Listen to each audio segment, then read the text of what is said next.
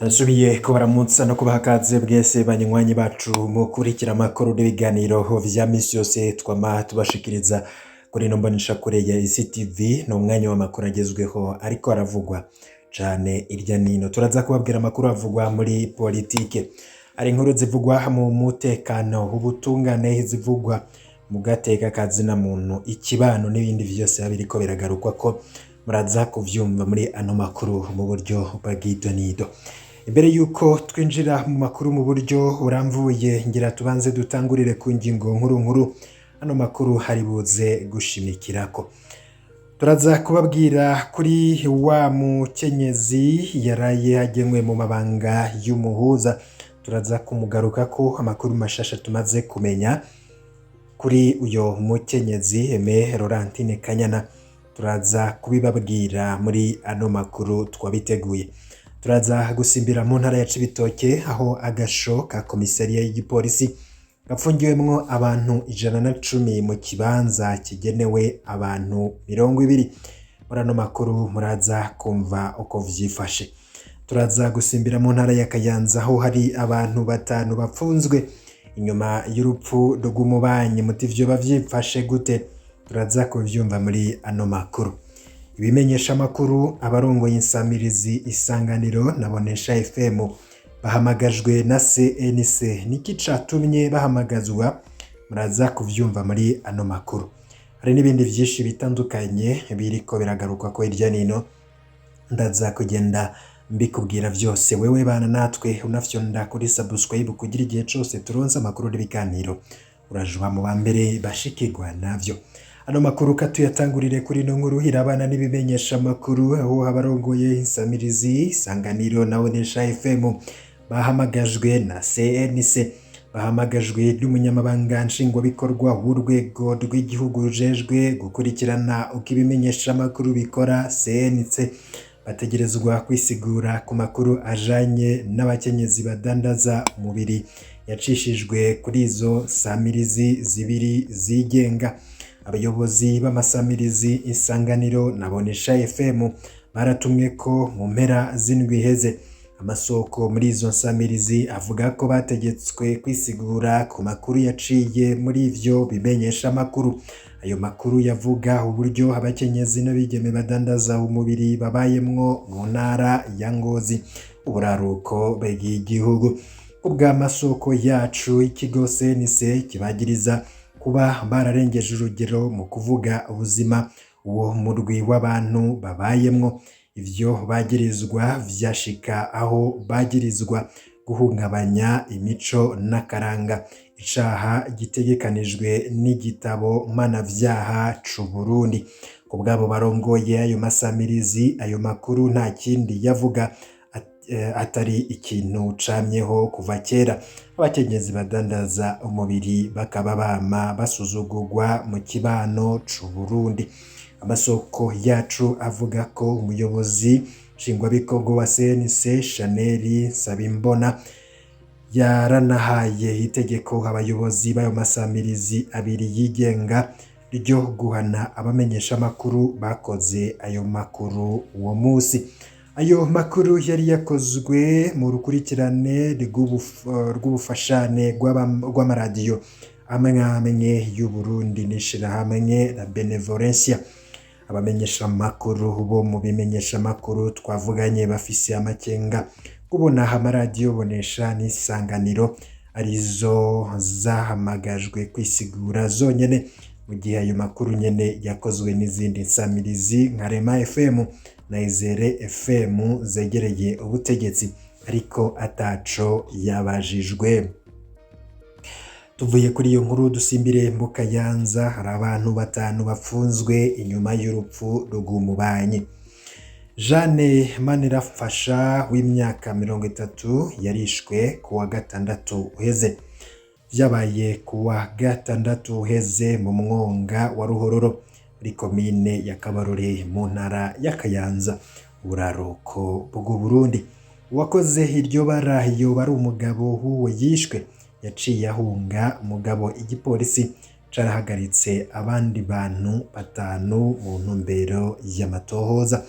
Amakuru yaho havuga ko uwo muntu yishwe mw'ijoro. Twumvise umuntu akoma induru atabaza, mugabo mu nyuma haciye haba agacerere, bikavugwa n'abanyagihugu.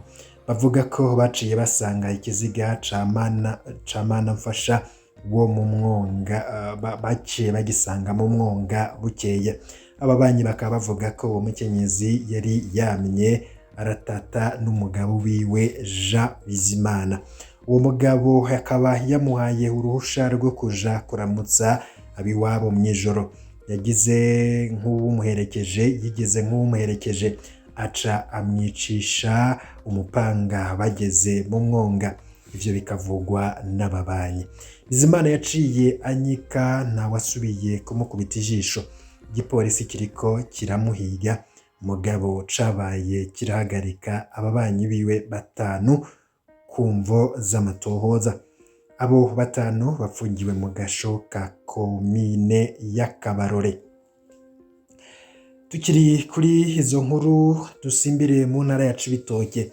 Hari agasho ka komisariya y'igipolisi gapfungiwemwo abantu 110 mu kibanza kigenewe abantu 20 bonyene.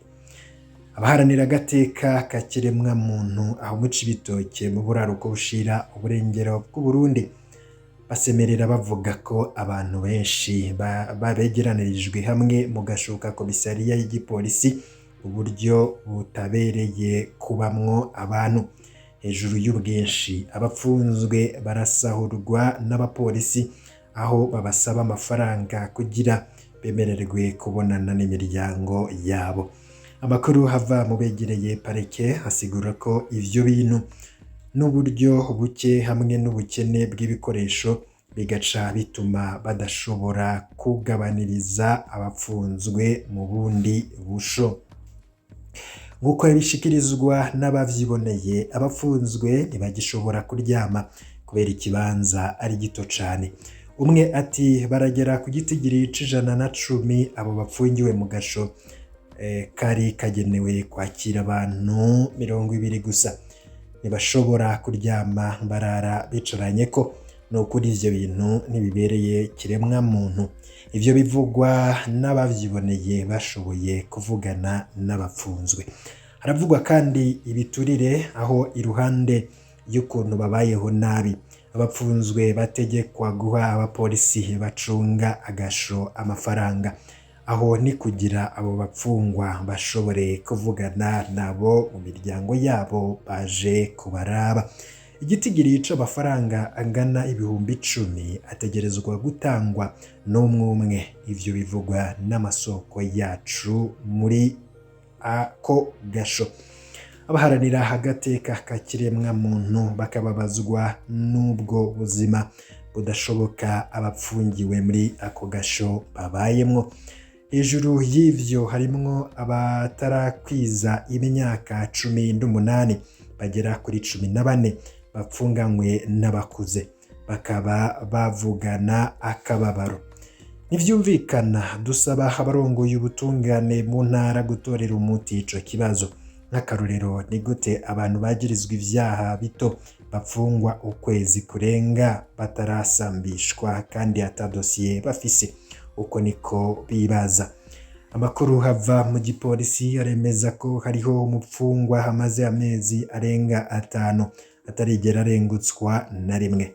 Amakuru hava mu begereye parike asigura ko ivyo bitegwa no kubura uburyo hamwe n'ibikoresho, harimwo imiduga yo kubimurira mu mabohero yo mu zindi ntara nko mu gisagara c'ubutunzi Bujumbura.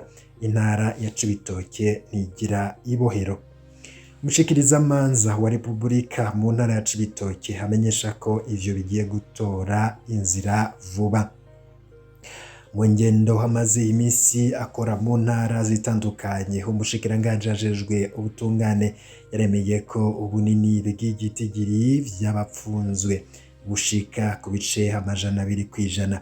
Tobine Banyankimbona akaba yagiriza abacamanza co kimwe n'abashikirizamanza ko bapfa kurungika no ku bintu bidafashe abantu ngo bapfungwe.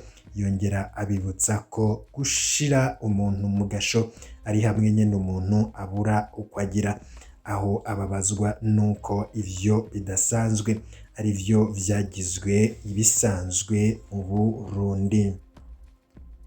Nari nabikubwiye ko tuza kugaruka kuri Aimé Laurentine Kanyana ku nshuro ya mbere umukenyezi yagenwe mu mabanga y'umuhuza. Uwo mukenyezi Aimé Laurentine Kanyana uwo yahoze ari umushikiranganje w'ubutungane yemejwe ku wa kane n'inama nshingamateka mu gisagara c'ubudandaji Bujumbura. Aimé Laurentine Kanyana yahiganwa n'abagabo batatu, yemejwe ku majwi 109 ku bashingamateka 120, abandi bose uko ari abanywanyi ba CNDD-FDD baronse amajwi ari hagati ya 1 na 5. Umukenyezi Kanyana acaba umuhuza w'abarundi wa mbere agenwe muri ayo mabanga ku nshuro ya gatatu. Amashirahamwe y'abakenyezi bavuganye na SOS Media Burundi dukesha ino nkuru harimwo ayashingiwe mu buhungiro bayavuze ko amwipfurije kurangura amabanga neza. Ivyo ni navyo wahora ari umuhuza Edouard Nduwimana yamwipfurije aciye ku rubuga rwa Twitter. Mu ntara ya Cibitoke mu buraruko bushira uburengero abanyagihugu bizeye ko umuhuza mushasha w'abarundi azobumviriza. Urwego rw'umuhuza ntaco rudufasha na kimwe, nk'akarorero twarabuze abavyeyi bacu mu myaka y'1965 ariko ntituratunganirizwa ngo baduhe ivyacu, ntiturasubizwa amatungo yacu, tugiye kubibaza batwita inkorabara, niko umwe mu banyagihugu mu Rumonge yidoga. Uwundi munyagihugu nawe wo mu Cibitoke avuga ko ubusho bwuzuyemwo abantu ataco bagirizwa, urwego rw'umuhuza ntirukora igikorwa cago. Ku mugwa mukuru wa politiki Gitega abakenyezi benshi banezerewe. Umukenyezi hasanzwe hari umuhuza muri kamere kiwe. Umukenyezi hasanzwe ari umuhuza muri kamere kiwe, twizeye ko azokora neza igikorwa ciwe. Niko bivugwa n'umwe mu bakenyezi twasanze hafi y'ingoro y'inama y'amateka y'u Burundi.